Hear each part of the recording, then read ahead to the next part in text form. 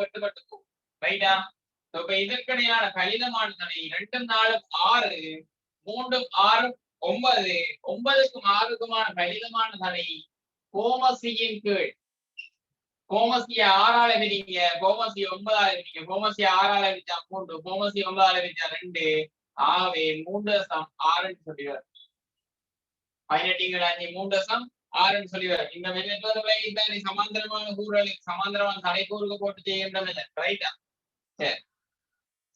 அடுத்ததாக 3வது கேள்வி பார்த்தோம்னு சொன்னால் 3வது கேள்வியில தரப்பட்ட விஷயம். ரைட், சந்தேகங்கள்லாம் கேட்கணும் பிள்ளைகள். ரைட்டா? சரி. 3வது கேள்வியில தரப்பட்ட விஷயம் பார்த்தீங்கன்னு சொன்னால் பூஜ்ய திருமலை எல்வனமானி கொடுக்கணும் என்று சொன்னால் இந்த அப்படி காட்டப்பட்ட தடைகள்ல 4 ஓம் 5 ஓம் கீழுக்கு வந்து பாத்தீங்கன்னு சொன்னால் சரியா நீங்க தெளிவாக கவனிக்கணும்.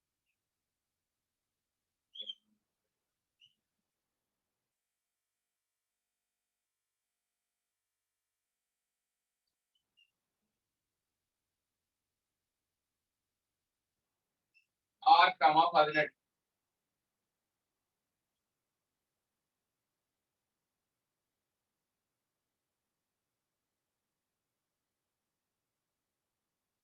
சில பேர் வந்து சரியா கவனிங்க. சில பேர் வந்து இப்படி மட்டும்தான் யூஸ் பண்றீங்க. எப்படி யூஸ் பண்றீங்கன்னு சொன்னா இதன்கள் இது சமன் இதன்கள் இது மட்டும்தான் சில பேருக்கு தெரிஞ்சிருக்கு. இந்த மொத்தத்தின் கீழ் இதன் சொல்லிதான் தெரிஞ்சிருக்கு.